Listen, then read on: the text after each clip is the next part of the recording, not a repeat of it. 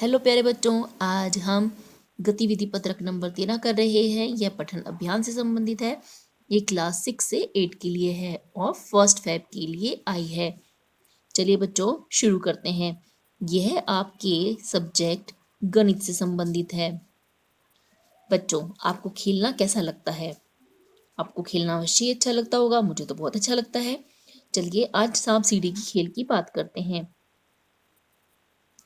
यहाँ पर एक कविता दी गई है और इधर चित्र दिया गया है सांप सीढ़ी के खेल का। आओ खेले सांप सीढ़ी, लेकर आओ अपनी मूढ़ी, इस खेल का मजा लें और करें कुछ लिखा पढ़ी।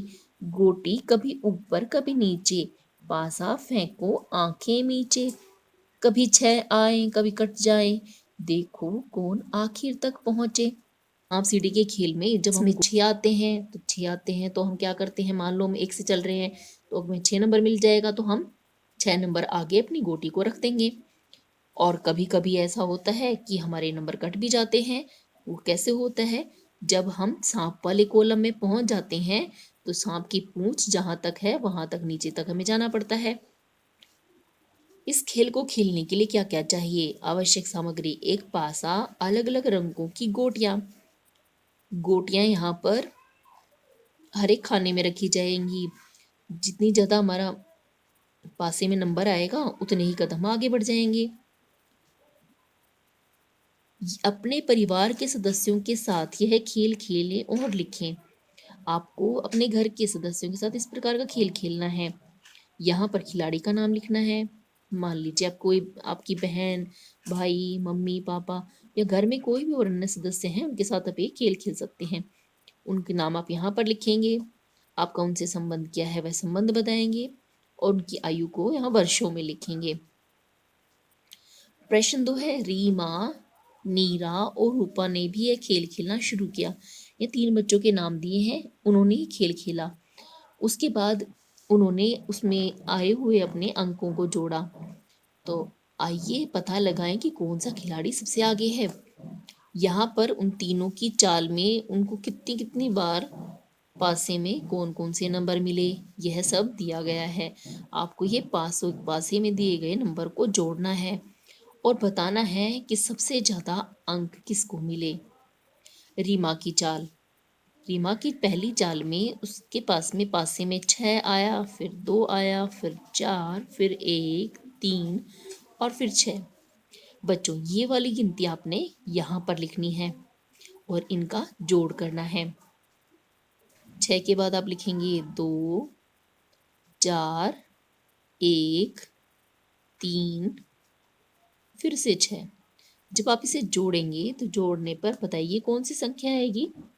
बिल्कुल सही, आपकी यहाँ पर संख्या आएगी 22, जिसे आपको यहाँ पर अंकों में लिखना है और यहाँ पर शब्दों में लिखना है। तो आप यहाँ पर लिख देंगे 22। इसके बाद नीरा की चाल में नीरा को कौन कौन से नंबर पर गोटियां मिली? 3, 5, 1, 4, 6 और 6। 3 यहाँ पर लिखा है तो आपने यहाँ पर लिखना है 5, 1, 4, 6 और फिर से 6। जब आप इसे जोड़ेंगे तो बच्चों कितना आएगा?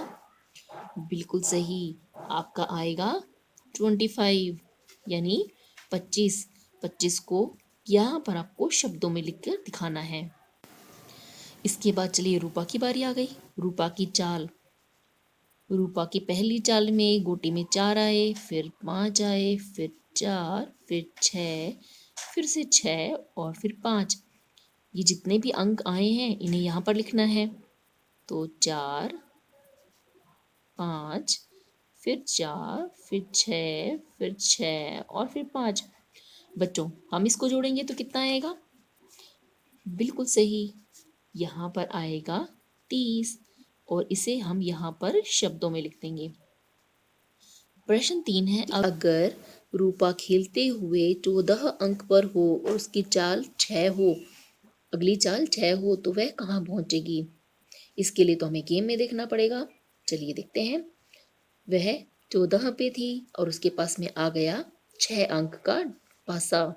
तो इसलिए वह 6 कदम आगे चलेगी। पहला कदम यहाँ चला, दूसरा, तीसरा, चौथा, 5वां और 19 के बाद आती है 20 पे। वह 6 कदम ऊपर पहुँचकर वह पहुँच गई 20 पर। लेकिन बच्चों तुम्हें यहाँ पर क्या दिखाई दे रहा है? यहाँ पर तो दी है एक सीढ़ी। सीढ़ी की वजह से उसको ऊपर चढ़ने का मौका मिल गया और वह पहुँच जाएगी 31 नंबर पर। बच्चों इसका मतलब उसकी अगली चाल 6 होगी तो वह पहुँचेगी 31 पर। बच्चों यहाँ पर एक कोविड के संदर्भ में भी संदेश दिया है, 2 गज अथवा 6 फीट की शारीरिक दूरी का पालन करें, बाहर ना जाएं, घर पर रहें और गतिविधि पत्रक करते रहें। जल्द ही नेक्स्ट वर्कशीट या गतिविधि पत्रक के सॉल्यूशन के साथ मिलेंगे।